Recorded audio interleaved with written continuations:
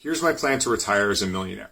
Now, I'm almost 42 years old, which means that if I'm going to retire at 56 when my son is 18 years old, I have about 14 years to do this. And so to reverse engineer this, I have a whole life insurance policy that goes from now until I'm about 90 years old.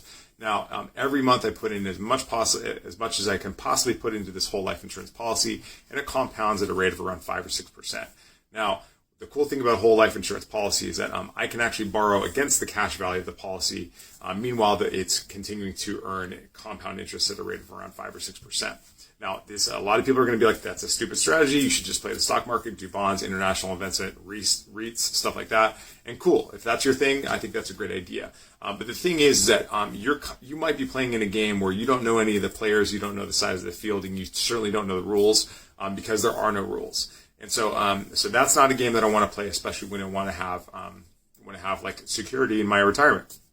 Now, retirement for me doesn't mean that I'm not going to work. It means that I'm just not going to work any more than I really want to, and I want to have a steady investment income.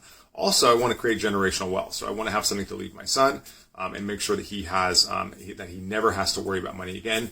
And that's something that I didn't have, and that I just wanted to make sure that he has that. And so life insurance for me is the way to go. And it's whole life insurance, not term insurance. Term insurance is typically a sucker bet unless you know something that the adjuster doesn't know. So what I do is I park money into this account every month.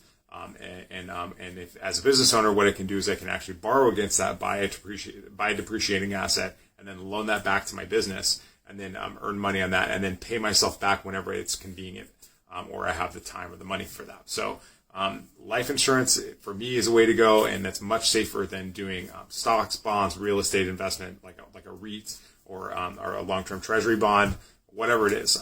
All these things, they just didn't make sense to me.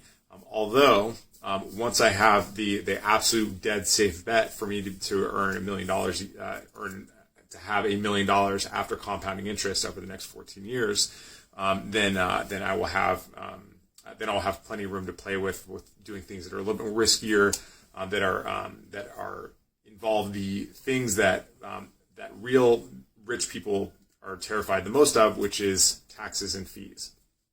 So when you talk about mutual funds, and you talk about exchange traded funds, and then you're in the world of then you're in the world of taxes and fees, and that's a world that I do not want to play. Same thing with IRAs. Roth IRAs are a little bit different. I think you get taxed up front. But generally speaking, taxes and fees are the things that rich people really worry about. That's why they don't really own anything, which is why they put all their money in investments and assets into trusts, so they don't actually own anything. So there's some complexity that I don't understand, but